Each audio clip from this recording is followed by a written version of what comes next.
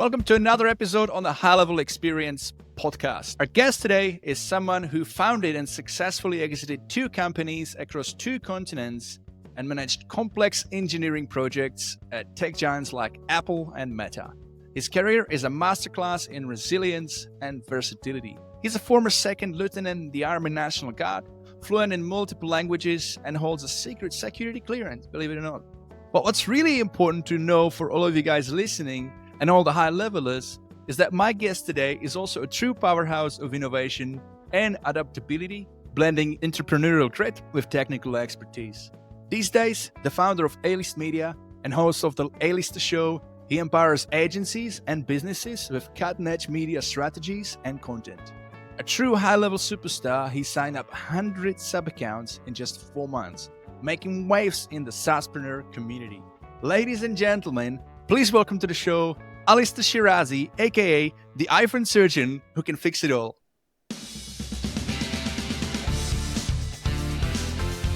Man, what an intro. Holy moly. I think we should just end right there because that's got to be the high point of the whole podcast. What an intro. Thank you. Appreciate it. So glad to be here. Thanks for having me. You know, I love these intros because it always take people by surprise. I do my... I'm like, wow, look at that research. That's great. That's great. You know, Thank and look, you. I'm a big believer on starting on a really good first impression, on a good emotion at the beginning. It works really well. But Support. I've got a question for you, mate. Your career spans entrepreneurs, big tech, and even military leadership. If you could distill one guiding principle or philosophy that kept you moving forward across these vastly different worlds, what would it be? Chase the story. Chase the story for me means 2 things. One, it means if I'm ever faced with the decision of what I need to do with my life, and I've done just from your intro, you can tell I've been all over the place. Like I got that typical ADHD, like bouncing off the walls, going here, going there, figuring stuff out. But a lot of times I'm faced with the decision of what do I want to do with my life? Who do I want to be? And I just think to myself, what's going to make the cooler story? And it's the direction I go. Which one am I going to have more fun talking about later? And that's the direction that I go. So chase the story has been a theme in my life for a long time. The other meaning of that chase the story is in my coaching business and my relationships, I think about what people will say about me. And I think about what kind of story that I'm going to get out of this interaction. So as a coach, all of my students that come through me, that anybody that I touch in any type of environment, whether it's coaching or mentorship, whatever it is, I think about how can I make that person my next story, my next case study, my next testimonial? How can I over deliver and just crush it for this person to where when they go and talk about me, like they're going to say amazing things. And when I talk about what I was able to do with that person and what we're able to grow together, it's just a fantastic story. So I just keep chasing the story. And that's something I just kept carried on through my life. Yeah, absolutely. I agree with you, chasing the story. But also what I would like to add to that is I think what's also very powerful about this is by focusing on like case studies and focusing on making sure that people have a good experience, your clients have a good experience, and then as all of that, obviously they talk about you, is that you're truly building a strong foundation for business, right? So it's basically focusing quality over quantity. A lot of businesses go like, I just want to have more. Yeah, but you also have more churn sometimes, right? Yeah. Or oftentimes. So really like that. Yeah, well, a lot of people are just focused on the money. They just want the money. But anyone listening to this, I promise you this. If you focus on serving other people and making other people money, you will have more money than you know what to do with. You have to focus on getting other people what they want. And if you can figure out how to do that, then you'll never want for anything. And that's been what I've been really focusing. Yeah. Well, let's talk about what you do now. And, I've kind of, but you've got this thing that you've done this year, sorry. And I've been following you and, you've been posting about it. Other people in the community have noticed.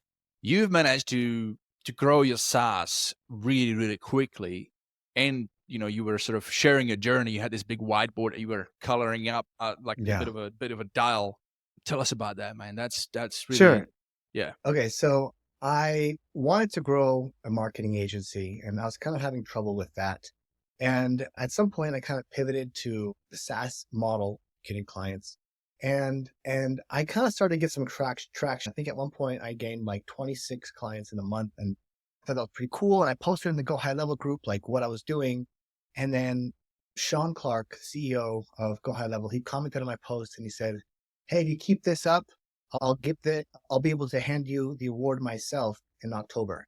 And then like that just kind of like lit a spark in me. And like I always wanted that award, right? I always wanted some kind of award.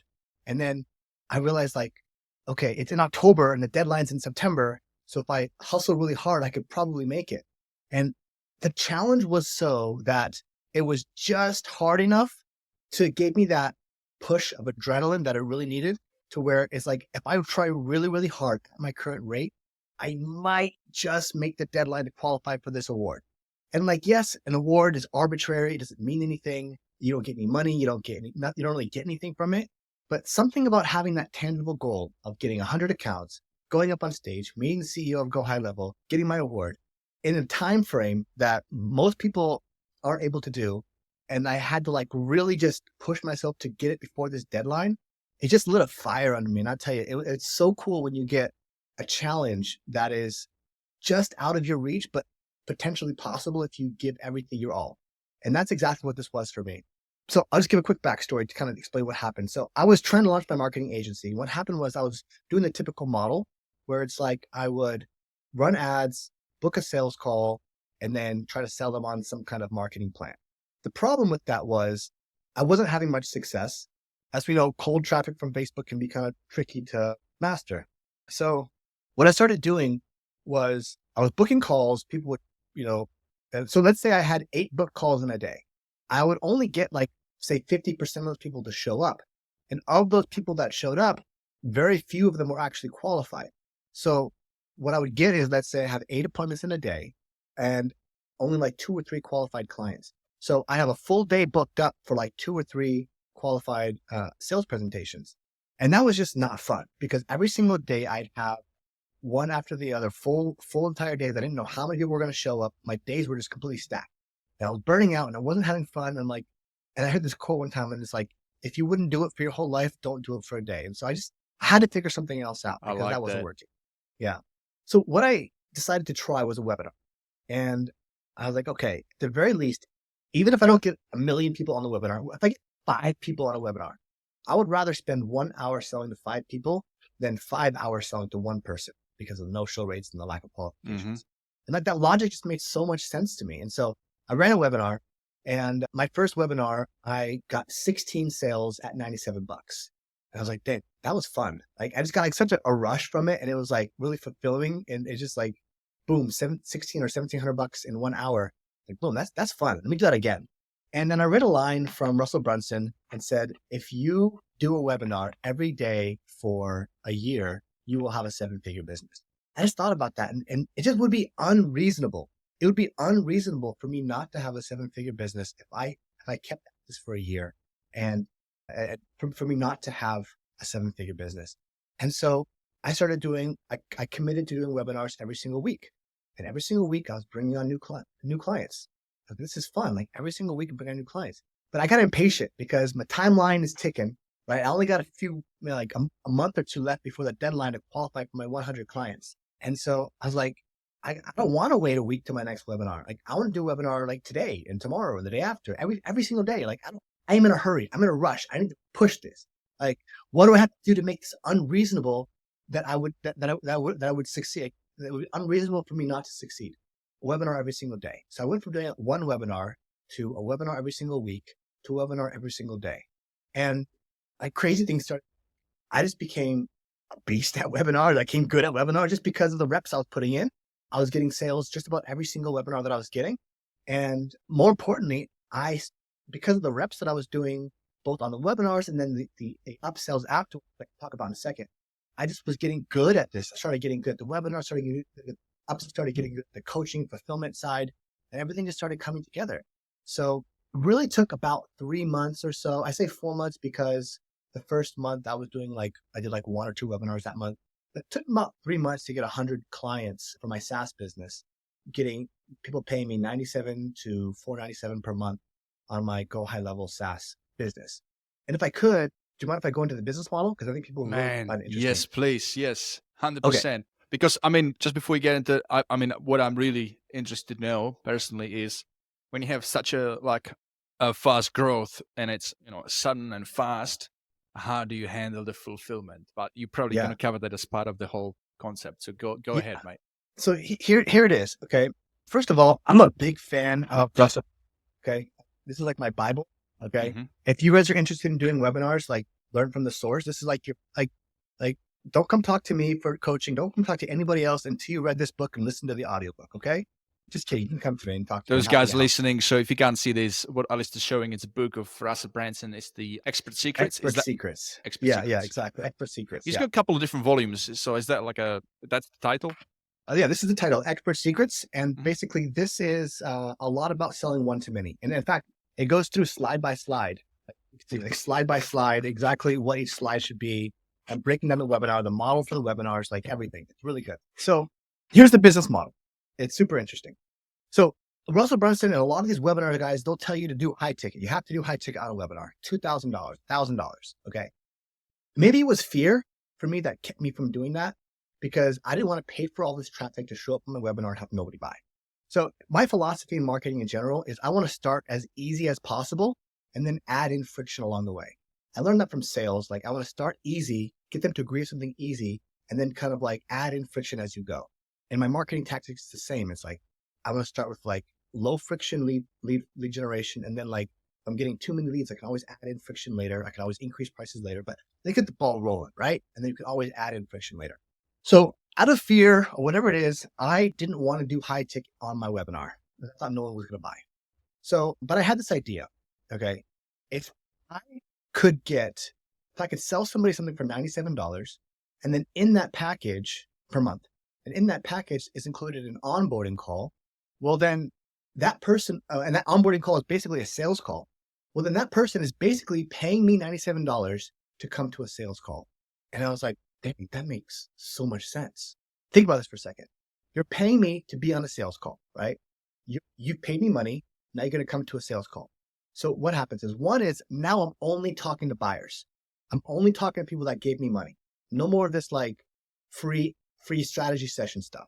Number two is a 100% show rate because they paid for it. It's included in the program. So they're going to come talk to me. So you're going to sit down. We're going to have a conversation to see if any of my other services are better fit for you than the $97 package that you purchased.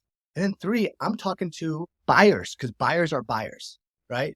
If somebody has an itch to scratch, they may get involved in a $97 thing and then realize that's cool, but it doesn't really solve my problem. And I'm willing to spend more money to solve that problem. So the business model went, the lead magnet is my webinar. Okay. Run ads to the webinar. I sell a low ticket on the webinar to get a lot of people in as possible. Those people go to an onboarding call, which is basically a sales presentation, and they can get upgraded to one of my high ticket offers. And that's it. Simple as that. So as far as the fulfillment, I'll stop there for a second. Do you have any questions about that so far? Thank you. Yeah, man. You can tell that you run a podcast. I appreciate that. Because sometimes I get guests who they don't have that little pause. So I do like to have it like we have a conversation as well. You mentioned, so up to $497. Is that what your higher offer is to get them on a higher plan that includes other bells and whistles? Not really. So my offer is, well, I've changed my offer so many times. This is something that you guys will learn too, is that like, and by the way, I really appreciate that you're talking about this and you're spilling the beans because you could totally be like, yeah, I'm not going to share that because that's. Oh, dude, I love it. And here's the thing. First of all, think about that is like, here's my thing is that successful people are going to win. Winners are going to win. Okay. And I could give you all of the secret sauce. I'll give it to you all. And on this podcast, if you're listening to you, I'm not going to hold back. I'm going to give away every little detail as to what I was able to how I was able to accomplish what I did. In reality, 99.9% of people aren't going to do anything with it because it's the implementation. It was hard. It was hard. It sounds fun. It was hard. I grinded. It was nonstop. Right. And for the 0.1% that are going to take this information and run with it, execute, and make a big business, you were going to win anyways. And so for you, I just want to be your friend. So hopefully there's some people in here that can take one or two little nuggets out of here and run with it. Some people will take the entire business model and run with it. I didn't invent the business model. I've taken in things from all over the place to adapt and create my model that's worked for me. And I'm sure there's little nuggets in here that you're going to take and run and add to your business, or maybe not. At least it's fun to hear about other people. So you asked about my offer. The offer, okay, a couple of things. For my upsell offer, and I've changed so many times, right? Because I'm constantly like validating new offers. Again, my agency is not super old. Like I'm not 5 years old in this thing. We just started hitting the ground running in the middle of 2020. At the time when I was really ramping up, my offer was I have a $97 thing, and then I upsold them to a $1,000 thing, one-time payment. And then I What tried is to get that? them on And what is that offer? Is that a setup yeah. or? So I tried to get them on $1,000 one-time thing plus $297 recurring payments. But a lot of times I would have to like drop the $297, keep it at $97 per month in order to get that $1,000 upsell. So I'll talk about my offer and what I do. So I help people with Facebook ads. I help people launch Facebook ads, learn Facebook ads, launch and learn basically. And a couple of things that I realized after trying to start a marketing agency, an advertising agency. So a lot of the advertising agencies, they're going to charge $1,500, $2,000 a month for advertising services. Couple problems with this. Number one is it's cost prohibitive for like 90% of businesses. $2,000 a month to run your ads.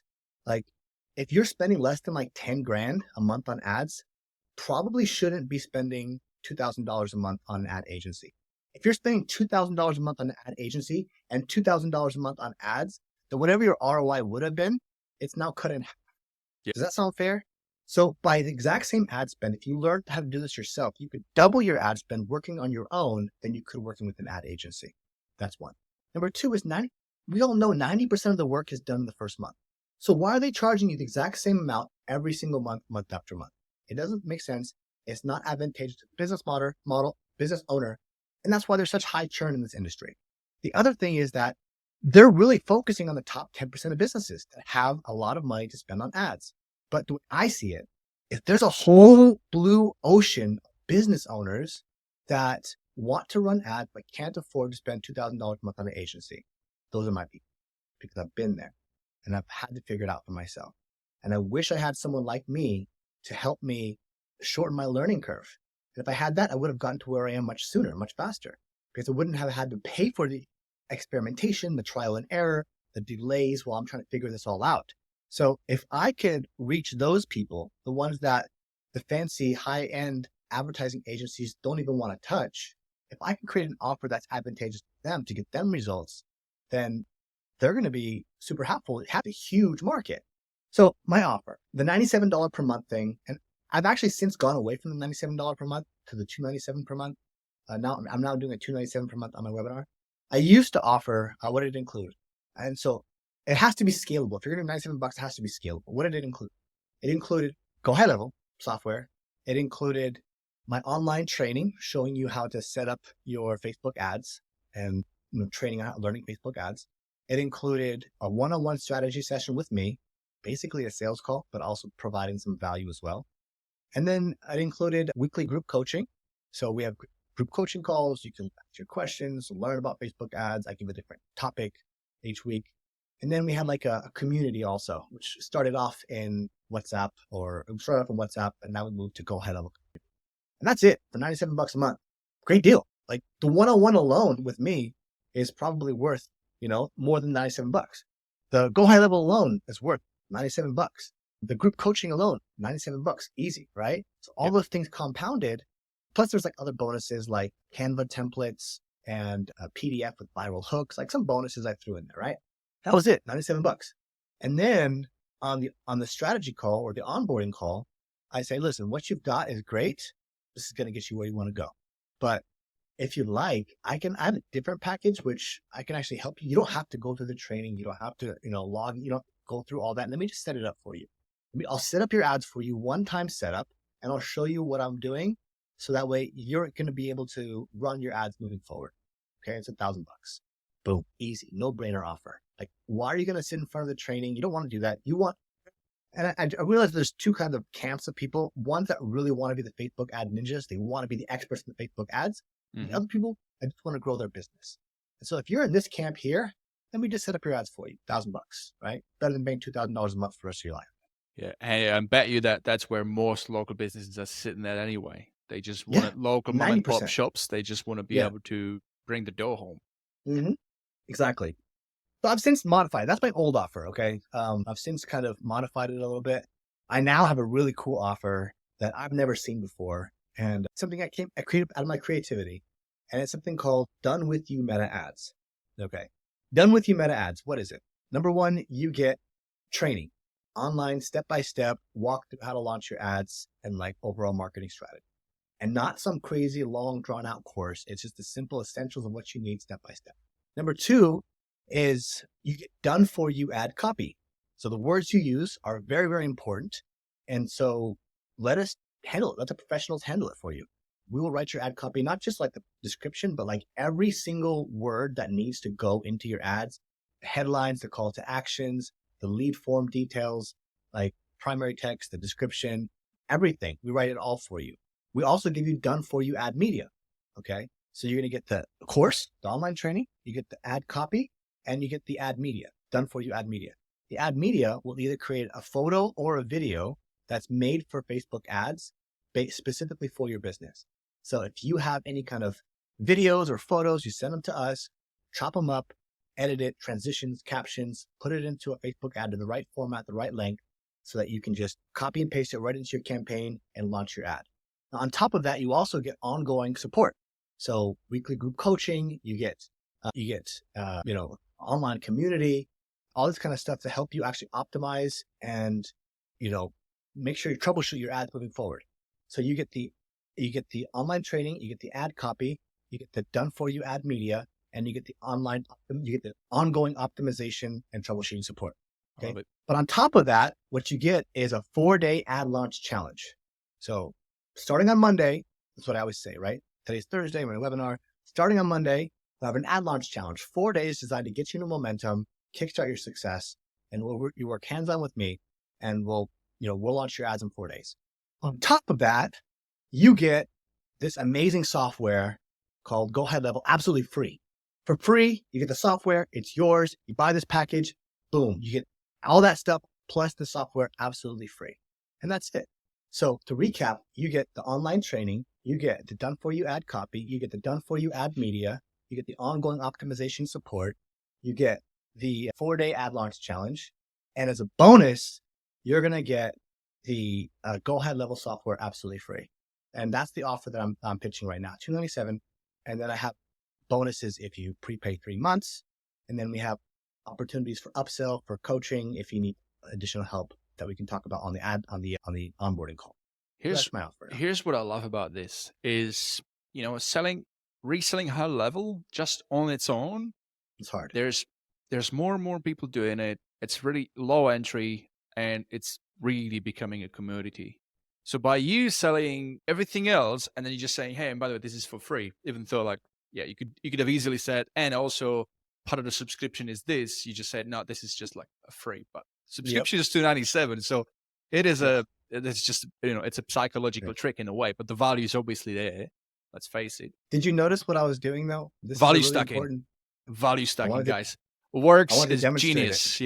Yes. Yeah, you've done a great job. I use it too, so I know it works. Let me for the people that don't know what it is, okay? So here's if you're going to do webinars, all right, this is a little nugget for you guys if you want to make money on webinars, all right? So what most people do when they're presenting their value stack is they're going to have all these different things in their value stack, right? The main thing that they have bonus number 1, bonus number 2, bonus number 3, all the way down to bonus number 17, right? And so they describe their whole entire offer to you, and then they get down to bonus number 17, and then they reveal the price. And it's like, okay, now in the prospect's mind, they're associating the price to the very last bonus that you showed them, which is usually like your least cool thing, like the least valuable thing. But when you stack the value, it makes it easier for the prospect to associate the value, the price, with the value of the entire stack. Yep. So what I was doing is I would tell you what item number 1 was, and then I'd tell you what item number 2 was. And then I go back and recap item number 1 and item number 2. And then I'd introduce item number 3. And then I go back and recap item number 1, 2, 3. Introduce item number 4. 1, 2, 3, 4. Item number 5. 1, 2, 3, 4, 5. Then the price. So I'm not just going to go all the way down and tell you. That's called value stacking. I learned that from Russell Brunson. And it's one of the great ways that you can actually make a lot of sales on your webinars. That's genius. So what I'm taking notes from this because yes, I've done value stacking too, but what you really highlighted is that you can't just value stack. You really have to emphasize the repetition because you really want to educate the customer about the value. And if that value is not properly memorized in their brain right now and then, right right there and then when they're listening to you, then yeah, like you said, they're only gonna like compare that price to only that one portion of it. So, and I've been to like in-person big like those motivational speaking events where they have other people on stage and they sell the big programs. One thing about them, they all do this. They repeat the offer multiple times. You go to, I mean, a good example is the TV, the good old school TV ads, like for the teleshopping. Yeah. They keep on rattling on the same thing, like, yeah, so like, let me remind you, so today only, blah, blah, blah, blah. And they just keep going in circles, the same thing. I always Yeah. want, like, before I knew about like how this works so well, I would always like, oh man, just keep, like, move on, like, you're dragging on. But yeah, Yeah. it But it's works. effective. It's effective for sure. Yeah. Now the what do you say? The big question here that's probably going through the top of the mind of some of the listeners as well is the common problem with ad agencies as well is generating leads. Yes, great, but then the customer comes back to you like, yeah, but my leads are not really converting. The Yeah. lead nurture aspect. How do you handle that? Well, everybody's going to have their own, use for the program and the software. And, it is what it is. Some people are going to actually do it and some people aren't. Like the beautiful thing about my model is that I'm not really responsible for the results like you are. I'm helping you, but this is a done with you model. This is very much a collaborative effort. So it really takes out a lot of the pressure on me as, an agency, because like we're in it together. Like if you're not calling your leads, like it's up to you, and if you want to cancel, that's fine. I have a down sell for $97. You can keep the software, but as long as you're on the program, you're going to get ad media and ad copy. So, it's kind of, it is what it is. I'm going to encourage you. I'm going to tell you how to be successful. And I can't make you, I can't make you successful. I will always here's what I say. It's like, if you want to be successful, here's what you do. And here's what I do to be successful. And if you want to try to do what I'm doing, then you may have success as well. But, I'm not going to, I pretty much just kind of separate myself from that part of it, basically. I offer the tools, I offer the training, but as my model, I'm not necessarily responsible for your results, which is cool for me, because it's like, if I was charging $2,000 a month, you'd be pissed at me because you're not getting results, right? But now that I'm charging $297, showing you how to do it, if you don't get results, it's because you're not following the leads. That's the model, which I really like that, because I do not want to be managing people's ads for that reason. It's like, most of these guys like lawn care, landscapers, they're out working, they're hustling, talking to customers. They don't have an office. There's no office person to answer all the phones and follow up with them. They're not good at sales. And so when I'm running ads charging $2,000, then they're not getting results. They're like, hey man, the leads suck. I'm not making any money. I'm like, okay, the same thing. How many times you call the leads and that. So with this model, it's just like, here's the playbook. Here's the support. If you follow this playbook, and here's other people that have had success with this model. Yeah. So if you want to be successful, here's what you have to do. And if you don't, good luck. I'm not going to run your business for you. Not $300 a month, But however, I do have a cold caller on staff for people that want to pay for it. I have an upsell where we'll call your leads for you. Book your appointment. So that's really an issue. We do that for you. Yeah. I was going to literally just say that, like, it sounds like you're missing a lot of money on the table, but yeah, you've got that covered. So yeah, we're experimenting with an offer. One offer we're experimenting with right now is like, you pay a fee up front, $3,000, $5,000, set up your ads. And then basically after that, you only pay us if we book you appointment. So we have a cold caller on staff. He calls all the leads for all the different clients. And if he books appointments, you pay a fee between $25 to $70, depending on the niche, per appointment. And you only pay us if we perform. So there's no retainer model, but you're paying per performance, which helps remove some of the risk. So they pay. So your thing is, so you charge them a setup fee to place the cold caller into their business, $3,000 to $5,000, which is to train them up around their business. It's not just a cold caller. So it's like, we set up the whole system, set up the acquisition system. Okay. We define the strategy, what offer we're going to show up front. We run your ads, we set up your ads, we create your ad media, your ad copy, we set up the automation, the nurture campaigns. And then we have we're optimizing the ads every month. And then we have our cold caller who's going to call all the leads, book the appointments, send them directly into your calendar. And if, and you only pay us as we perform, pay for performance. Okay. Yeah, that's genius. I like that. Perfect. You've got it all covered. When it comes That's to a new your, one. We're experimenting. We're still trying to figure that one out. We haven't sold too many of that one. So, we're trying to figure out like how to get a really solid high ticket offer. And the back end upsells was a big part of it. And I'd like to dive into this for one quick second, if we may. yeah, Okay. So I want to dive into the sales aspect in the back, because this is really, really important. So a couple of things I want to talk about. One is that your webinars, the goal for me anyway, in my business model, is to break even on the webinars. And in fact, many times I would actually lose money on the webinar. That's surprising to some people, but let me explain what this is. So if I spend $5,000 to get people onto my webinar, I'm aiming to break even $5,000 in sales on the webinar. I'm happy if I sell $3,500 worth and like 70 to 80% liquidation. Okay, a couple of reasons. One is now I basically acquired a customer for free. That customer is going to continue paying me for however long they pay me for, hopefully for as long as possible, but that's a different conversation. The other thing is that we have potential for upgrades. So if any of those people upgrade, now we're in the positive. So people don't always understand that about my business model, but typically I'm going to lose money or break even on the webinar itself.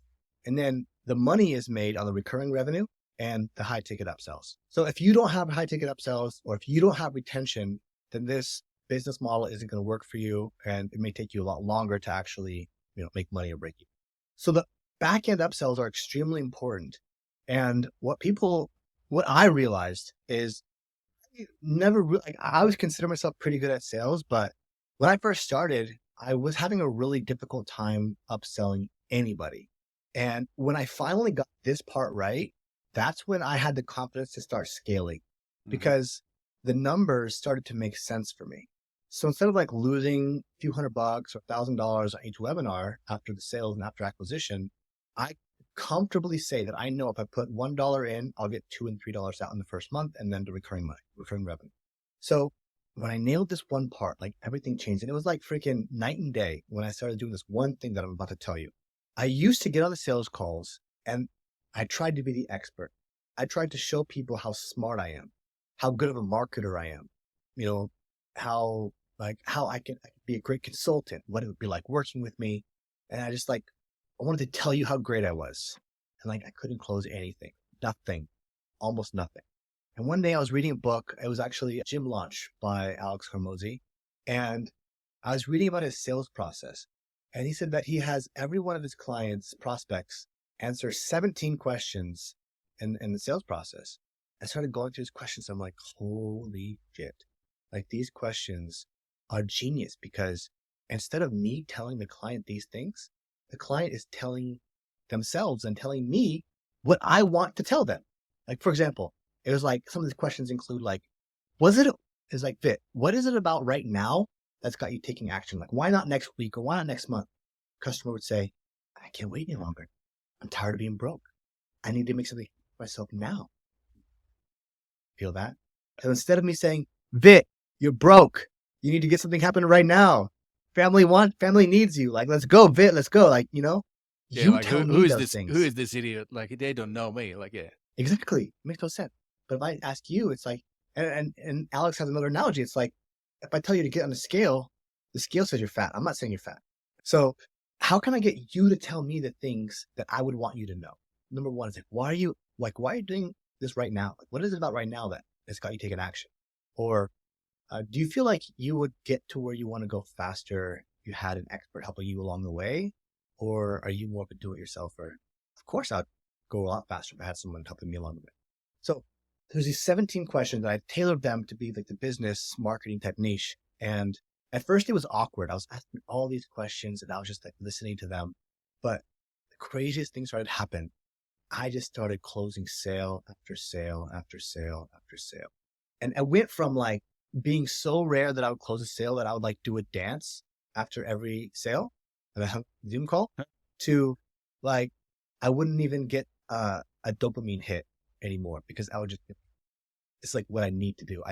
I'm supposed to be closing the sale. If I don't close the sale, something. It was it went from night and day. And I would ask all the questions, and at the end there would be no resistance. It would just come down to, can they afford it? Do you have the money? And we try to, financing or split it up in payments or whatever it is, but it's a conversation about can you afford it? As opposed to you want it, because they already told me they want it. They told me they want it now. They told me they want to work with me. They told me like all these things they told me. And so it was just like the resistance just melted away. And so I moved to this question-based type selling. And you hear about it all the time. Question-based, ask questions and that.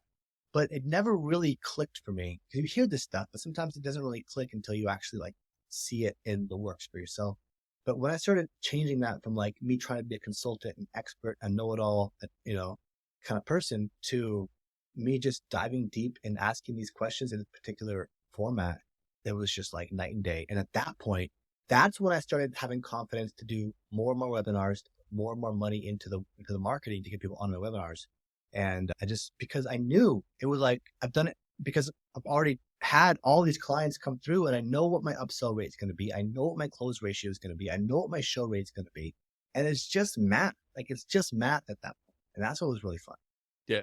So, man, I love it. Questions. So the first one, this obviously works when you have a one-on-one conversation, but do you apply any of that aspect during the webinar for engagement? What do you mean? Based, like you get the customer, the client to actually figure out the solution. Like they sell themselves. Works well for one-on-one, but during the webinar, when you got a group and you're presenting, how do you approach that? Do you implement that in any way? Yeah, I try to. It's definitely much harder, but for me, the webinars, one of the biggest things, I noticed this because if I have the exact same amount of people on, like if I isolate all variables, right? Like if I isolate all variables, the presentation is exactly the same. The pitch is exactly the same. The offer is exactly the same. The ads are exactly the same. The show rate, everything's exactly the same. Why is it that on one webinar I'll have 0 sales? And by the way, if you commit to this, you will have 0 sales sometimes on webinars, and you have to show up the next day and try it again. But why is it that sometimes I'll have 0 sales and sometimes I'll have 16 sales? And I figured like one of the biggest differences is my energy that I bring to the presentation. And do people feel like they can actually accomplish this? And so one thing I focus on when I'm giving my webinars is, can I portray a level of confidence in these people that they can do it? Can I, if they're afraid or if they're nervous, they're scared, how can I give them so much confidence and so much motivation and energy that it's worth a shot, that they believe they can do it? And so that's really my biggest focus, is like, you can do this. You can do this. And I just try to like really just let them ride my wave of energy. I tell them that straight up. It's like, you guys can go on, like leave this webinar, not take any action, and try to muster up the energy, the motivation in 6 weeks from now, a month from now, to launch your ads, take this action, or you can ride my wave of motivation today. And so for me, that's been one of the biggest things. And yeah, I try to do those things. I try to implement things like there's questions like, if all statements, right? If all this did was help to bring in, if all this did was help to teach you a high value skill that no one could ever take away from you, would this be worth $5,000? Yes. Okay. All this did was help you to launch your very first profitable campaign, get your new leads flowing into your business every single month. Would it be worth $5,000? Yes. Okay. Well, guess what? It's $297. So if all statements, I was trying to get them to think about the value of not doing it, like the cost of not doing it. It's like, your biggest cost in your business that you have is your inability to generate more revenue. That's your biggest cost. So it's costing you a lot of money not to do that. So if you were to get 5 new clients every single month from one campaign, but you don't want to pay $297 to launch that campaign today, well, that's going to cost you 50, 60, 70 grand every single year by not taking action today. So I try to get them to think about that stuff. But it's definitely, that's one of the reasons why high ticket is hard to sell on webinars. So the high ticket comes a little bit easier on the back end when they've already spent an hour and a half with you on the webinar. And then when they see you on those one-on-one calls, they're like, oh, you're like famous to them because you've already seen them in like a different environment. You're pre-framed, you're framed in a different light. And so if you get on those calls, like a lot of the resistance kind of melts away. But yeah, I try to get that question-based selling built into there, but it is more challenging for sure. Yeah, I like what you said, like about what would I need to say that for it to be true, and in the sales process. I was listening to one of the recent episode on Alister Shirazi's podcast, and he talks about a story way back when he was starting with gym launches. Yeah, and he was giving this challenge. It was a gym, which was basically an apartment. So it was Yeah, I heard the like same one. I love it. all some really like bad end of town. The basement was, the ground level was a store or shop, liquor store, and you had to walk up the stairs, and there was 2 apartments and both just caged doors, and then there was nothing in them except for rubber flooring and like tiles and bathrooms and like nothing's like, and then sell memberships to that. And like, what would need to be true for me to sell this? Like, I think that's how he said it. And so he figured out that, the pitch was, well, if I position this as like exclusive private area for rich people, famous people who don't want to go into a regular gym, what would need to be true? Well, they would want to have a privacy, and they would want to not be recognized. And what makes better sense than doing it in a place that looks really like that, where nobody would ever thought of some big, famous person to go in that area. Yeah. And that's how he sold it. Exactly. It's genius. Pre-frame. Yeah. And he talks about like, you're in control. You create the universe. You create the reality in that sales conversation as the sales guy. So he created that, but the imagination is what the person creates in their own head. You just help them create that imagination. And get in an agreement. It is, is it a valid statement? Yes, it is. Yeah, does it make sense to pay $2,000 a month for this exclusive access to this? Well, yeah, because we're in agreement. Yeah, that's like a whole another level of sales, but it's very, very impressive. Absolutely. Yeah, I love learning about that stuff. The podcast too. Thank you, mate. Yeah. Oh, sorry, his podcast. Yeah. Also, yours and his both.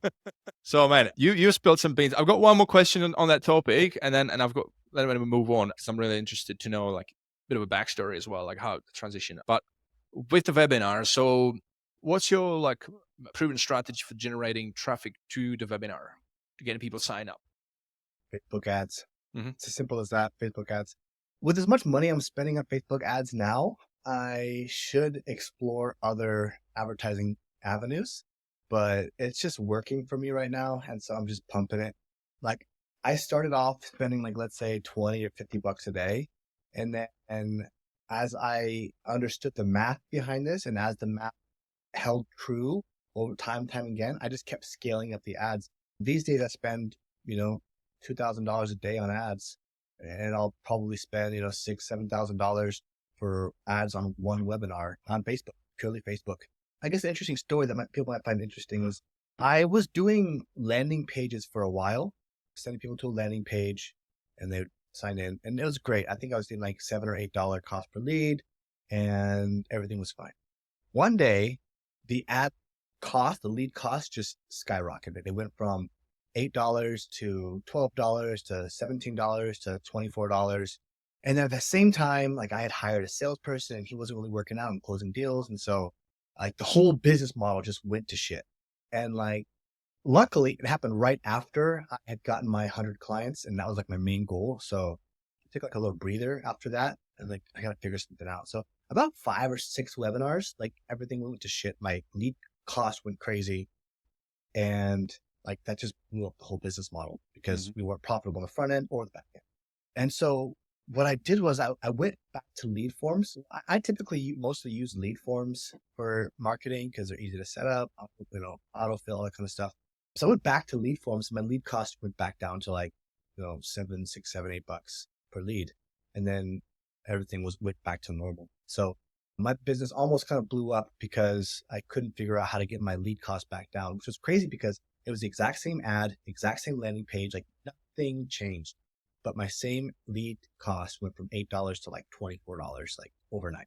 I couldn't figure it out. And I was getting frustrated, and I tried the lead form, and then boom, everything started working again. So long story short, it's as simple as it can be. It's as simple as it can be. It's just, and if anyone ever wants to like spy on me, if you know about the ad library on Meta, obviously anybody can always go check out what ads I'm running. But it's just like a 5-10 second clip talking about how awesome Facebook ads are. And then it's like, sign up to the webinar. That's it. $7, $8 cost per lead. I'm sure some of you gurus out there have much better cost per lead. Congratulations. But this works for me. And then, it just becomes a funnel of like, okay, you get X amount of leads. How do you get people to show up? How do you get people to stay? How do you get them to purchase? How do you get them to upsell? How do you get them to stay on the program? So there's a lot of different things you can do to try to optimize the show rate and stuff like that. But that's going to be different in the learning curve for everybody. So the first step is just, getting leads. And, just Facebook ads, very, very simple. Not too complicated. What comes to my mind is if I was going to be in your situation, and I'm not, but if I was, I'd be looking at like, what are other ways that are more leveraged than paid ads? And the one thing that's always worked for me is just promoting my stuff through other people's audience and doing a deal. Have you thought of that? Like business coaches would be perfect for that, because if what you sell, they still may need some coaching on like other side of, like in a particular niche, especially like if you get this business coach, I'll do this actually here. I've got a business coach that helps martial art gyms. Right? So he's got his own coaching program and helping them grow their gym. I've got the other side. We're not in competition. He runs webinars, brings audience in. Sorry, I run a webinar. He brings the audience, so I don't have to spend any money on that. And he already has them on the list. And then we just do a deal. Yeah. I don't know. I mean, that's interesting. I don't know. I just like the idea of like having a machine, having a math problem, like breaking it down to numbers and just saying like dollars in and dollars out, just like being able to do my own thing. I could see that, there's so many things I should be doing. And it's not to replace it, by the way. It's not to replace it, Like when you look at Alex Hormozi, he talks about, the how to generate leads. He talks about that. Like he says, there's many different channels. Just start with one, get good at one, and then add another one on top, right? Yeah. I can consider. I don't know why. It doesn't really appeal to me as much because I just like, doing my own thing. And I don't know. I mean, if somebody were to come and, bring a bunch of traffic into my webinar, I mean, I'd certainly be happy. And if any of them purchased, I'd be happy to split the commission on that too. Yeah. Obviously I'm not paying for it if they're going to do it, but I mean, that's a great idea. So I think this is a good segue to a bit of a backstory, how, and I don't know the backstory, but I would like to know the backstory of, because you were in the military and now, and then you work for Facebook and Meta, and they all seem, what you're saying, it seems to make sense. Why? Like very data oriented, very process oriented, and routine oriented, right? So it's true. How makes sense, right? So how did you what was that transition for you? Like, because you were in the army, you could have easily pursued that career. Like, why did you transition? Like, and also in particular, how the hell did you transition from army into working for Facebook and Meta? That's funny. That's funny, Vit. You know me better than I know myself already. It's just funny. Okay. So when I joined the military because a couple of things. One is I wanted a way to pay for college, and the National Guard is a part-time thing. You go away for boot camp like a year and you learn your thing, then you come back home, and then you just, a few weeks out of like 1 week out of the year, and then like 1 week out of the month, and then 2 weeks out of the year, you train and stuff.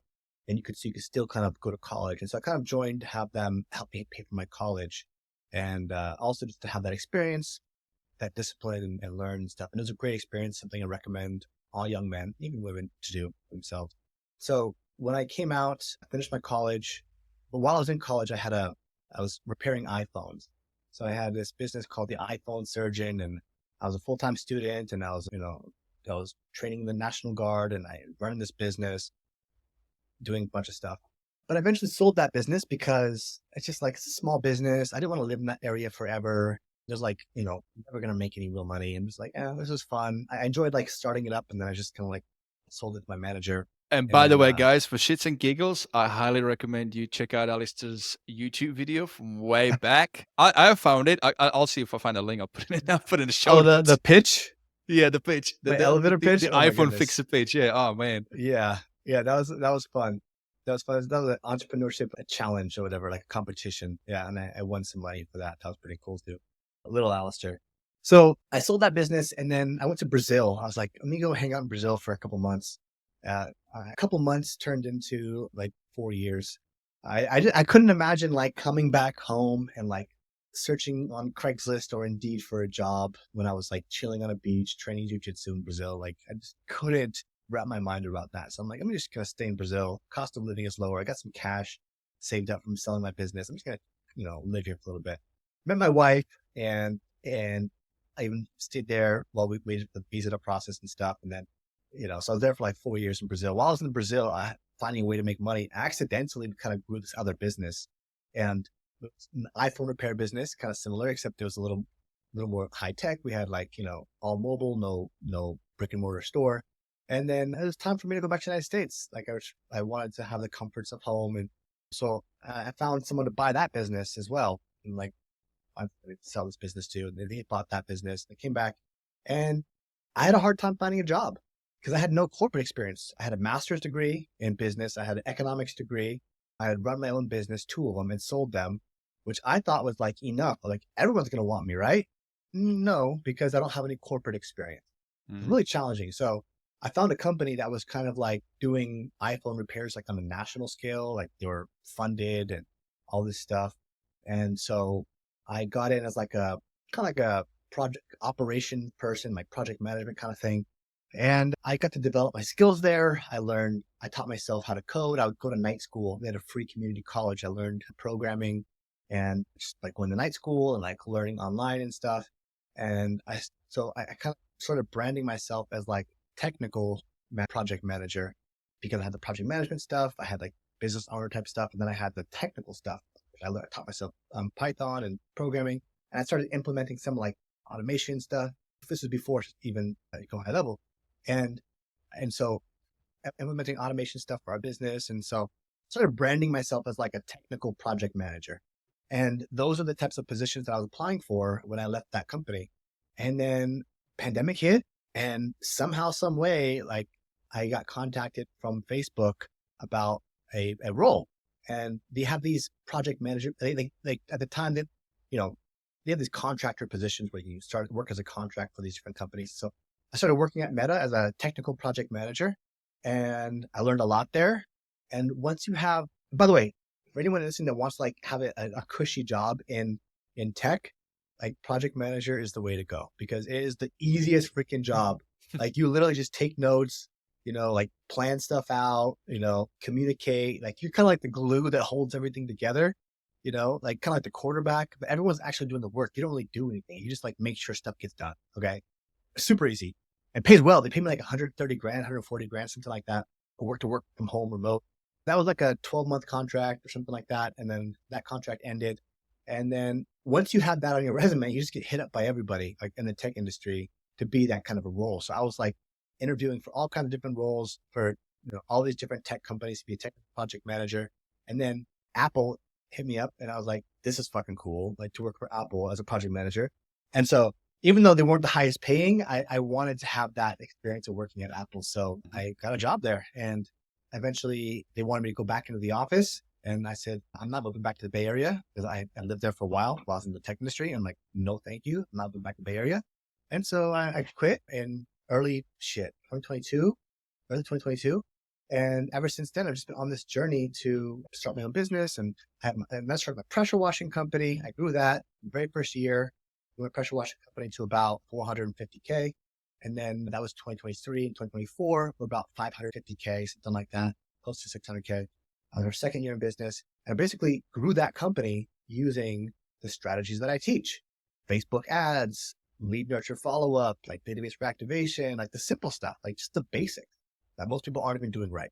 So I grew that company and then people started asking me how I grew that company. So I started teaching other people about marketing.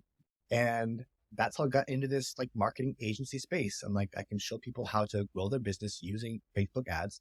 And here we are. And then, just kind of fell into the business model. So that's pretty much the story. Man, wow. What a journey. Bounce around all the place. I'm impressed, man. That's very impressive. Really, honestly, that's well done. Thanks, man. bro. Well done. Thank you. And the fact that so you started with high level really just this year. Yeah. I think I was using it so I've been using it for my own business. Okay. Like all through 2023, like late 2022 for my pressure washing business. And and I'd used it, I think, that's pretty much it. I really just started in 2022 with my own business. And then I started giving it to other people in 2023. I found other people in 2023. And then Yeah. actually, I tried 2023. Funny story. So I first tried to get into this, like, I was like, oh, I can resell this. Like, this is really cool. And man, I was trying to sell it to carpet cleaners. And this is why I learned the value of picking the right niche and also not wanting to be cornered into. So I started going heavy into the carpet cleaning type of space. And what I realized is carpet cleaners are broke. Like it's not a good business, like Yeah. I say this with love because in my pressure washing business, we brought on a carpet cleaning truck and started to like actually do carpet cleaning. It is a tough business, like really cheap customers and then like not a lot of margin. It's not a lot of fun. So, but for some reason, because I was in that industry, I decided to teach people how to grow their carpet cleaning businesses. And that was just not very fun. I was like doing the ads to selling a $97 per month thing. And I sold a couple of them. I think I got 10. In fact, I had made a video at one point of how I got my first 10 customers on Go High Level, and people were like really interested in that. And so, yeah. And that was like, then like a year later, that's when I made my other, like how I got my first 100 customers. But I'd gotten to 10 customers and then I lost them all a few months after that. And then I just never touched it again until mid 2024 again. That's when I picked it up. So then you obviously then focus on a different niche. A whole different thing. Yeah. A whole different offer, a whole different niche. And I didn't want to be, and that's when like, when that thing kind of failed, I figured like, I don't want to be stuck into a niche. Like, I don't want to be the carpet cleaning guy. I don't want to be the pressure washing guy. Like, I want to be the business guy. Like, I want to be the guy that can look at any business objectively through numbers and say like, here's what you got to do. You got marketing, you got sales, you got your offer, you got your operations. Like, where do we need to do? Like, what are the numbers? And that's been more fun for me than like being like the carpet cleaning guy, or the pressure washing guy. It's basically what we talked about just before we started recording, right? When you mentioned that, I had that thought. I'm like, yeah, totally, me too. Yeah, and for these guys here, just to give you context, yes, I was saying, how I'm not, even though like my background is, in fitness industry, and I could just focus on fitness because obviously being able to relate to customers is very effective. But I'm not an employee material. Seems like you're not either, Alister. And no. And that means we don't like to be cornered in. We don't like to have like, hey, here's a fixed spot. Like you have to follow these rules, and that's how you're going to be like, hey, move to Bay Area. Like, no way. We want to have flexibility, right? So there's a reason why I'm not like, but I mean, speaking of niching and not niching and going broad. Niching. Niching, not niching. I mean, niching is very effective. Let's not downgrade that. It's very effective if you go out after the right niche, the tube and the right offer. But also, it's really effective from a marketing perspective because you create something once, and once you dial in the offer and it works, then your cost of acquisition goes a lot lower than if you go broad. Yeah. So go ahead. Yeah, I learned something. I had Rob Bailey on my podcast, and I asked him. Everyone tells me, niche, you got a niche, and like I told him, like I don't want to be stuck in a niche. I don't want to be the pressure washing guy, the carpet cleaning guy, even though very smooth businesses. And so I was like, do you have any advice for me? And he said something that was really interesting. He said that and by the way, if you don't know Rob Bailey, he was the very first ever Go High Level affiliate. He's very active in the space today. You should go check him out. So he said something interesting to me. He said, there's many different ways to niche. You can either niche on an industry. Another way to niche is by a problem, particular problem or solution. That was so interesting. So Rob Bailey, for example, his niche is database reactivation, which is like a simple solution to a problem, right? So it's like you can get people results through this tactic called database reactivation. Upload your contacts, send them a text message or an email, and if some percentage of them are going to take your offer, and then you can get some money. So that's like an easy way to get wins for a business client. And so if you don't have to be niche down on an industry, you can be niche down on a solution or a problem.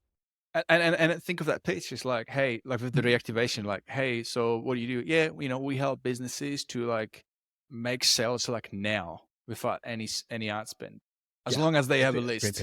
As long as they have a list and they've got phone numbers. Like that's great. It's literally, and the way you can pitch it too is like, hey, I'd like to offer you the service. Like, what if I could get you some sales? What if I can get you an extra few $1,000s in the next 7 days with zero ad spend, and I won't charge you anything unless I perform, and I'll just take a cut of whatever sales that I generate for you.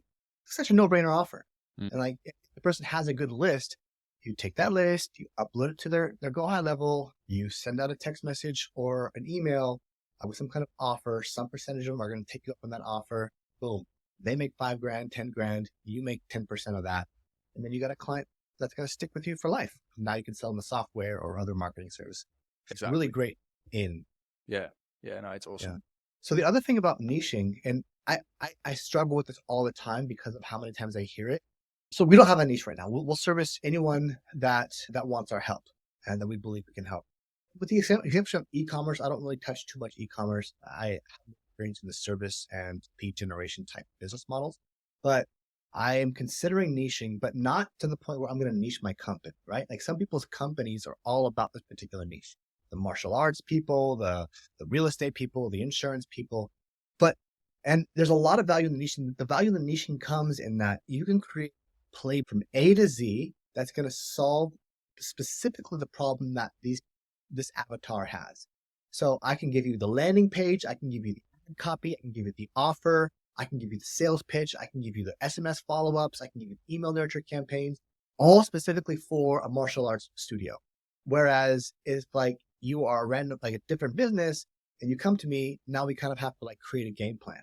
So, but my plan is to carve out different niches. So if you're struggling to niche like I am, one advice that I got that I'm working on is don't worry about niching just yet. If you don't know what niche to pick, don't worry about it. What you can do is help people.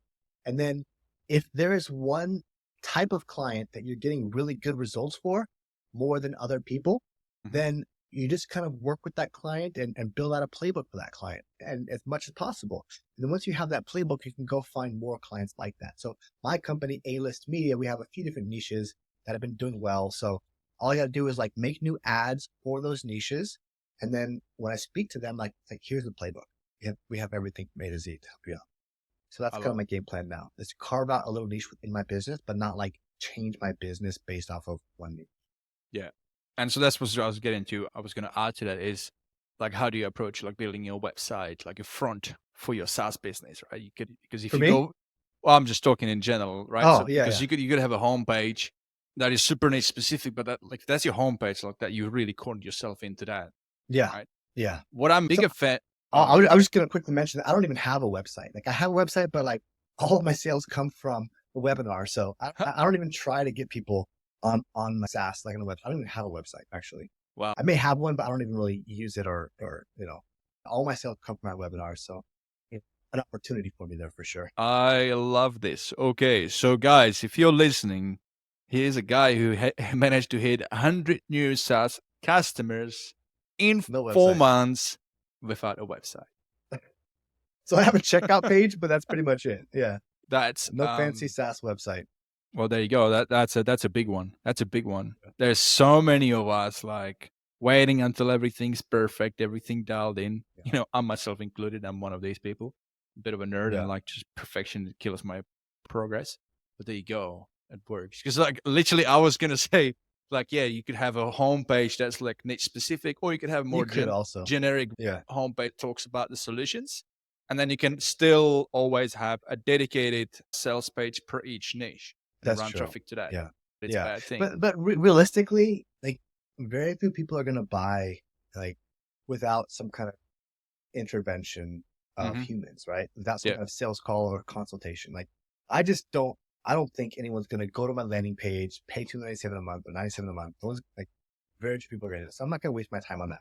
Unless they've been consuming your content, unless they've been to your webinar, in which case that can become a helpful, like a sales tool. That's interesting. Yeah. Right. Yeah. That's a good point. Like I've been hustling for so long, like on this sales path. Like there's just so much that I've got to like. There's so many like things that I can improve on. You know, there's so much like headspace for me. Yeah, but you've done the right thing at the beginning. Is you've created a cash flow. You've got the bloodstream is going into your business. So that's now you've got breathing space and you can implement those. I just see a path to a 7-figure business. Like I just see it. Like I don't need. Like I see path. It's just keep doing more of what I'm doing. That's it. Yeah. Keep doing more of what I'm doing. Like if it works, I'm gonna keep. It's like if you're playing like Street Fighter, right? You're playing video games. and like you do that one move that like keeps beating all your opponents. Like, do you want style points or do you want to win the game? No, I'm going to keep spamming that move until I win the whole tournament. And that's what I'm going to do. Yeah. Yeah. I love it. I love it. But yeah, just a counter argument I was going to say, because, we all have different experiences. So my other website, vitmiller.com, I sell snapshots for all of you guys listening, right? And my snapshots are like, I position them as more premium. So they go from $1,000 to up to $4,500. Nice. And people buy off the website. I have Wow. agencies come in and buy like the SaaS agency system, which is my flagship one. I wake up and there's a sale in my Stripe for $5,000, and then I just give them access, onboarding, everything. So I'd love to know what that feels like. All of my sales take so much effort. look, Like, I would love to just know like what it feels like to wake up and have $1,000 sale with no effort, like complete honest, organic too, no ad cost. That's awesome. It feels amazing. That's a different level. I'm working on that. Feels amazing. Obviously, nowhere near the volume of what you're doing. So that's the downside, Yeah. But it's good to have it into the mix of other different revenue For sure. streams. For sure. For sure. Yeah, that's something I'm working on. So much to work on. But that's what we do. We're all like, keep chipping away. Chipping away. Yeah. All right, mate. We are edging on an hour and 30 minutes now, I think. So I've got to be somewhere. I think maybe have to be somewhere. So really appreciate that. The bulk of this podcast has been all about this really good, valuable, like juicy stuff. We went through that, and now we'll just go into a bit of a wrap up. So a couple of rapid fire questions about HighLevel. Okay. What about HighLevel originally grabbed your attention? Was there a specific problem you were trying to fix, or was it a particular solution that you just saw and this is cool? Yeah, two things. One is I used to have all these different stitch tools together. But one thing that really, really, really got me excited was if someone doesn't reply to a text message, then you can send a follow-up message, like automating the follow-up of a non-response. Like that just wasn't possible. And that one thing, this is so cool. I got to have this. But there was so much about it. I was stitching together Google Sheets and Zapier and then that SMS tool and all these different things. And when I saw this, my jaw dropped. I'm like, what? This exists? What the hell? It's just if you do this kind of work, the second you see this, that's why it's frustrating sometimes, because I just want to grab somebody by the neck and don't you see the value in this? Don't you understand what we had to go through before this existed? So I got really excited about that when I first saw it.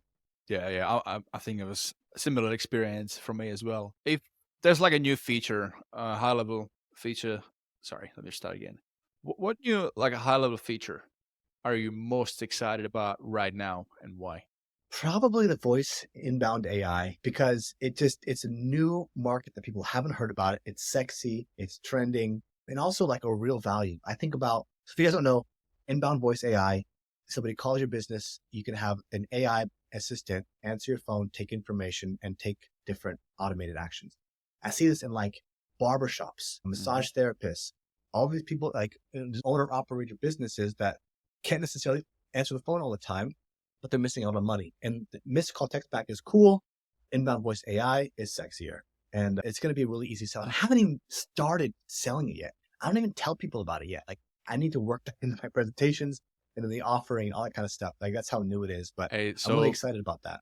You know what happened? I was in the gym this morning, and I know you're early riser as well. So I was in the gym, working out, listening to YouTube, one of the HighLevel videos about voice AI, how to sell voice AI. I think it was Bruno talking about it. Bruno De Sotti, I think is his name. Yeah, so I'm this is exciting. This is going to be the big thing. And I had a meeting yesterday with 2 real estate guys, and they're yeah, man, yeah, inbound, great. What we really love is outbound. We have a long list of people who've come in to open, house inspections and all. They never bought anything, but we got them on the list. We just don't have time to call them. Can you make that work for us? So I don't know about outbound. Yeah, I don't know. That's a slippery slope. I don't want to. I don't want to start spamming robo dialers on people personally. Get a cold caller. Get a good outbound appointment setter. They're gonna perform 10 times better. You're gonna get better ROI. I don't know, unless you're dealing with certain industries where you're doing massive phone calls. In that case, maybe. But a good appointment setter, a good salesperson is gonna outperform the AI. Can't imagine an outbound AI performing anywhere near as good as like a mediocre human. Yeah. Personally. And I just don't also, see I it, mean, there's so many unknown, right? There's going to be government regulations. Some states have that for sure. already marked as illegal. And Could you imagine? Yeah. this real No, it's just estate like, guy, he literally said this question like, oh, because we got into that topic of like legality and compliance, and he goes, that's actually a good question. Like, oh, does that mean that the voice AI would need to have a real estate license? And like, holy shit. that's, Because that's like as interesting. soon as that That's good. AI says anything related That's, to, now you get in real thin waters, slippery slope, like that's you say. funny.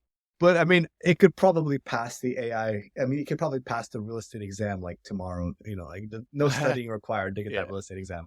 Yeah. What are you looking forward to most in the upcoming high-level feature releases, aside from, voice AI, I mean, which is already released anyway? Nothing. Like nothing really. I mean, I don't need. Man, we don't need anything else to make like millions of dollars with this. Yeah. You don't need to make a copy. People get upset. By the way, I was selling like vanilla Go High Level, by the way. No snapshots. Okay. For those of you that want to have like the perfect complicated snapshot, like Go High Level is powerful enough to sell.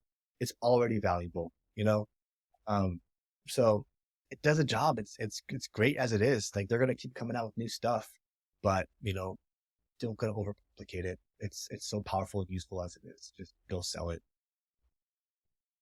Technical support, supporting your customers, hiring an external vendor, yay or nay? Calculating. Sure. Yeah. I mean, I've done it. It's helpful. I did it and then brought it back in house. Like once I saw how I learned how to do it, I trained my internal team to do it, and it's a lot cheaper and I have better control over it. So, but if you've got a huge business and you can afford it and they're providing good service, sure. But I think ultimately you want to have total control over it. So you're going to have the most amount of control over the customer experience. Like you want to own a business, you're going to need to take control of everything. And there's having a good in-house person is probably almost always going to be an outsourced solution. But if you want to use outsourced solution to scale, that's a strategic decision you can make. But I think ultimately you're going to want to bring it all in-house. I use it to get up and running, and that might be a great strategy. Yeah, I love it. Yeah, pros and cons of both approaches. That's great. Yeah, great answer. If you could give one piece of advice to a new high-level user to make their life easier when adopting and using high-level, what would that be? So to my customers or to an agency? An agency. To an agency, 3 words. Don't fucking quit. Don't fucking quit. If you want this, like, it's going to be challenging, but some of you guys are giving up too easily. Like it's supposed to be hard. Like, yeah. Yes. Yes. It's supposed to be hard, but I promise you, if you stick with it, if you don't quit, if you can weather the storm and you can push through the pain, then of course it's going to work out. Of course. It's unreasonable for it not to work out, but you have to stick with it, even when it gets hard. I'm going to add one more to that, which is a new thing I didn't know about. Transitioning from one being under one sub affiliate to another. It's apparently a thing. People sign up through an affiliate to HighLevel, then they quit that affiliate, they sign up again, and they keep jumping and surfing, and they like smiling how they like cheating the system. Guys, don't do that. Like that's just fucking stupid. Like that's just focusing on a shiny syndrome, and you're never gonna succeed with this. Like what are you trying to accomplish from that? It doesn't make any sense. Makes no sense. I got a free snapshot. Yeah. Oh, I got a cool like Canva template. Like, okay, like go fucking sell it. Yeah, exactly. Take action. It's not like I'm gonna find that perfect affiliate to be under. Like we all have good stuff. Yeah. It varies, but we all have valuable stuff. You just gotta implement, right? Yeah, 100%. Mate, we have this segment called The Beef. Have you heard of it? No. So it's a segment of this podcast where we discuss constructive feedback on high-level feature, a particular feature, to improve the platform as well and get upvotes on the ideas board. Are there any challenges or frustrations that you faced with HighLevel recently that you'd like to talk about? Yeah, one big one. In fact, I was at an agency event last week, and Chase Buckner was there, and I brought it up to him. And like as soon as I brought it to him, he's like all slacking the team, like, "Oh, that's a good one. Let me figure that out." So hopefully it'll be coming soon. And if it does, I'm gonna take credit for it. But okay, as SaaSpreneurs, like I'm a big data guy, right? Like I want to look at the numbers because that's gonna help me make decisions. And as a SaaS business owner, there are some numbers that we just don't have access to. One being like churn, calculating churn. I had to like use a Stripe API to like calculate, my churn. But how many customers, like what's my churn rate? I need to track that so I can improve it.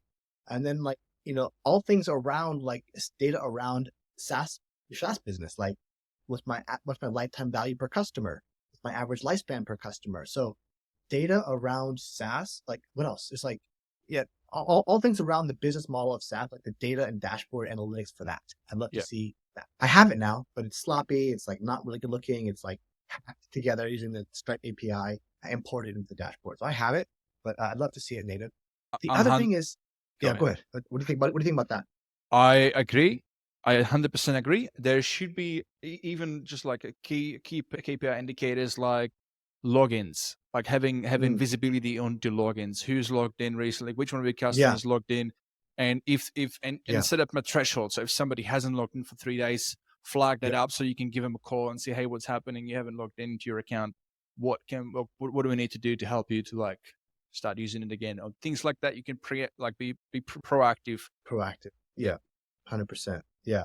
So we've actually custom coded a lot of that stuff because the Go HighLevel API allows for a lot of that stuff. So my wife's a software engineer. She's like she's a senior software engineer at a Fortune 500 company, Fortune 50 company, whatever. But so she has like in her spare time, she does some cool like hacky stuff and helps us out. So she actually did that and like created a list of people that signed in, when the last signed in, who's at risk, all that kind of stuff. Pretty cool. That is genius. I think what you need to do is you need to package it up as a product and sell it to all of us because we would love it. Yeah, I'll show you a little demo. It's pretty cool. Yeah. But work in progress too. So the other thing too is I wish I had a better like power dialer, like auto dialer. I did just get Wave, and that's pretty cool, but I'd like it to work a little more natively, a little better. So having a nice power dialer, and it's not, Wave is pretty expensive. I mean, Wave, I like your product. It's a little expensive. It's $150 per seat. So, it is what it is, but it's a good product.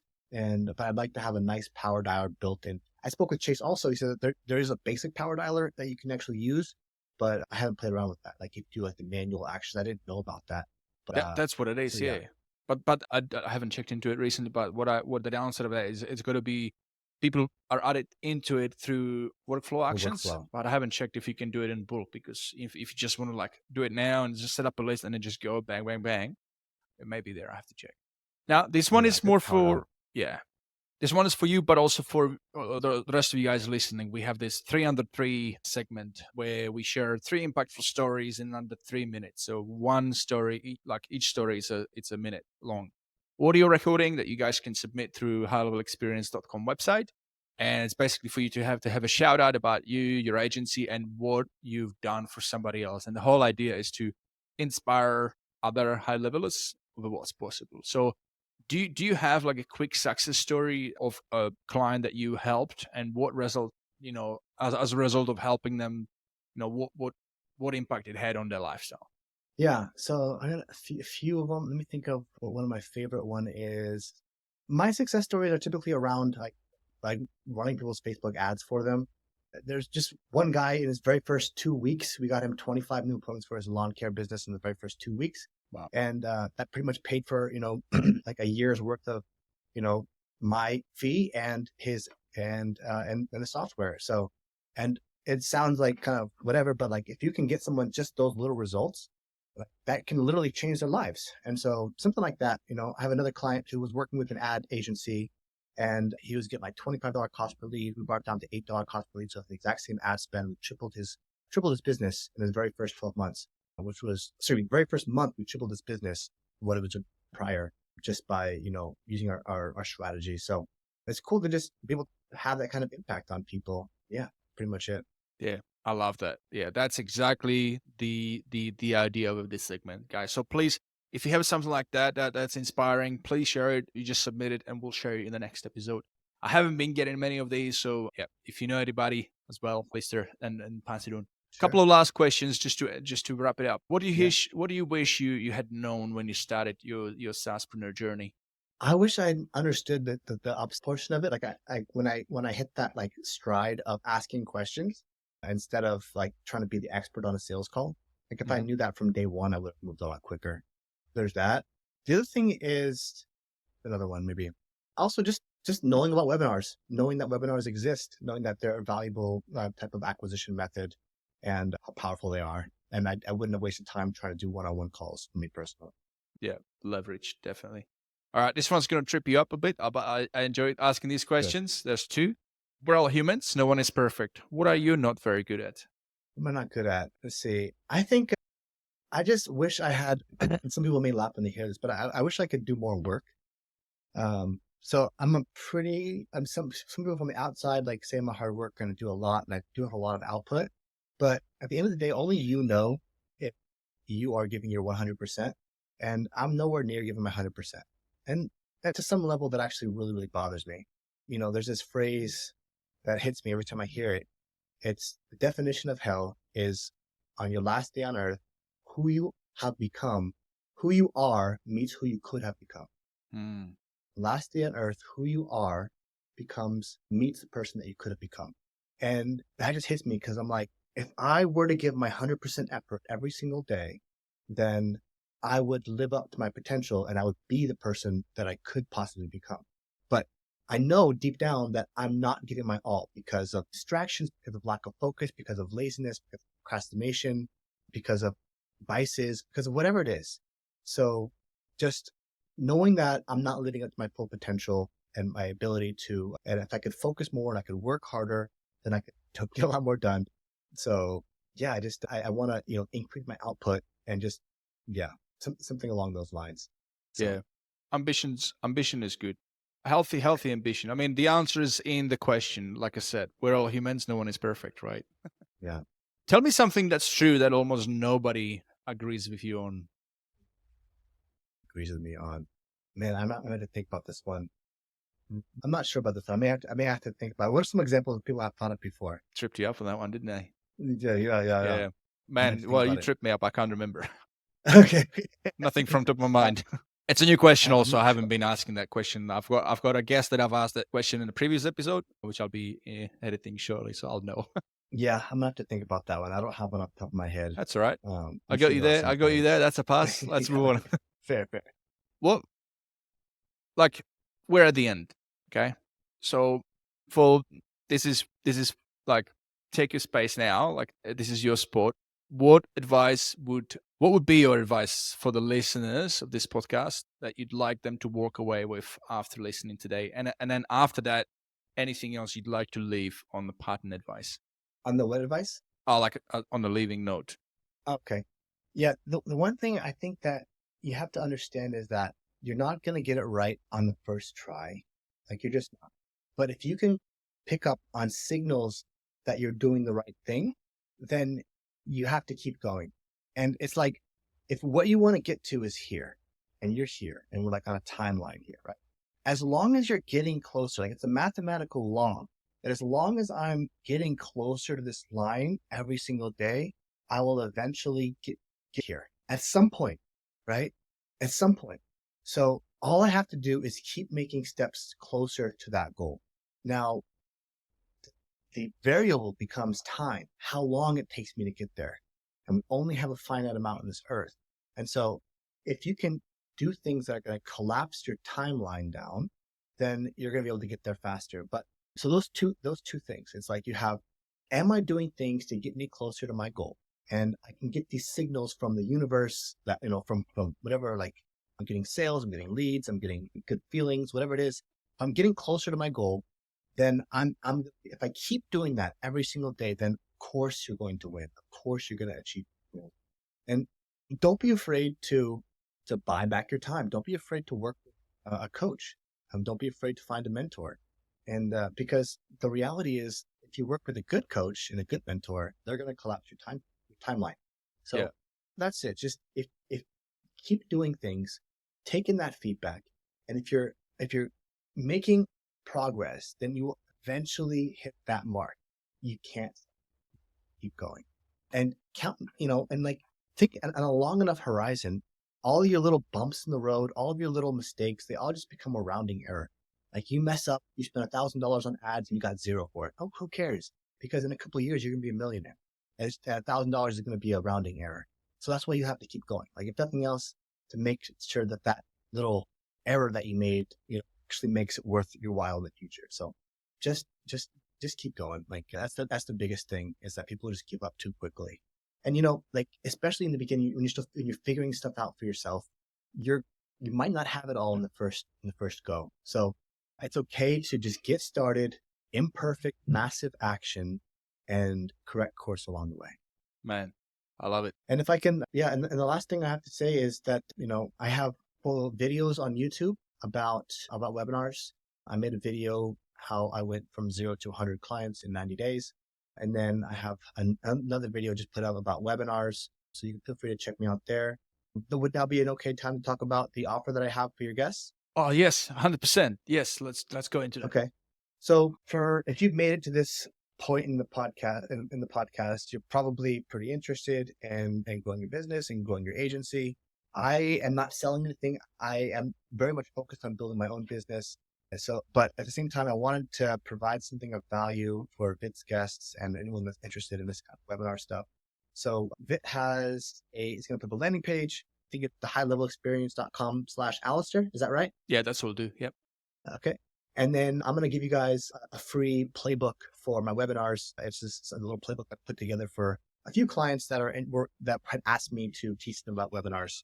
So you guys can have that playbook if you go to HighLevel.com/Alister, and I'll get that little playbook to you absolutely free. Just make it to you. That's awesome. Thank you so much, man. Guys, so let's get real. You've got everything at your disposal now. I mean, just from this one episode alone, you got everything to take action. You even have access to laid out on a silver platter blueprint for you that you just need to opt in for. So make sure that you head over to HighLevelExperience.com/Alister, where you can learn about Alister's special offer, get that playbook totally free.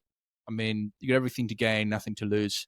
But to sweeten the deal extra, if you are already using HighLevel, I've built a couple of lead magnets that for my own agency, just like Alister. We do stuff for our own agency, but we love to give value. There's 3, but I'll just mention this one, and you'll get to explore the other 3 when you land on that page. This one is called Deep Links Generator. So Deep Links Generator, basically, it's an idea where, in HighLevel, there's many, many different features and tool sets. And for newbies and your customers, when they first log in, if they've never been using it, it's going to be, very unfamiliar. They're not going to know where to click, like, how do I do a newsletter? Is it under marketing, or is it under sites, or where do I go? They're going to be clicking about until it becomes second nature. So you want to speed up that learning curve and also reduce friction, basically ultimately improve that experience for customers. And so deep links is links that you put in your emails that will take customers, when they click on them, directly to an area where you want them to go. And where this becomes really powerful is in retention. So we have this thing for what we've done for our agency. It's called like a weekly growth check, where our customers get an email every single week. And it's just checking with them, hey, how are you going this week? How are you tracking? It's checking with them, if it's like beginning of the month email, it'll be like, hey, how did you go last month? Did you hit your goals? If you didn't, let us know, see how we can help. But also now we're into new month, and everything is custom values. So it talks about like the name of the month and the name of their business. Everything is like very personalized, as much as you can get. But it talks about, okay, so now facing forward this month, what are your goals? So it'd be really good if you set your goals as any good business owner should. And by the way, click here and you can share that goal. So that's what the weekly growth check email has at the beginning. But in the middle of these emails, it'll always be, if anything, here are 4 things that we recommend that you should always be on top of in your account. Check your pipeline, schedule social media through Social Planner, set up your newsletter, and send review requests. Right? These are native features. They don't require any snapshot. They're native features. And so that's what we do. And so when we talk about those things, we have a link. It's like, okay, click here to go into your pipeline. Click here. And so the deep links generator, it's a spreadsheet. It's a Google spreadsheet that allows you to create those links for you and for your clients. You just need to replace the sub account ID in order for those links to work. And that's totally free. You just head over to HighLevelExperience.com/Alister. Learn about Alister's webinar playbook, also about deep links generator and things like that. Awesome. Love it. Great ideas. Great ideas. Now time to implement, guys. So Alister, let's wrap it up. Thank you so much for being on, man. I was really looking forward to this episode for a good couple of months. I know you've been busy, and I know you're going to provide a lot of value, and you went beyond my expectations. So thank you so much again. I really appreciate that. For those of you guys listening to today's episode on the HighLevel Experience, if you've enjoyed today's episode, then please share it with your fellow agency mates and other high levelers that you think would also benefit from listening. For show notes, links, and extra tips to help you grow your agency or your SaaS with HighLevel, please go to highlevel.com. Thank you, and have a great rest of your day, everybody.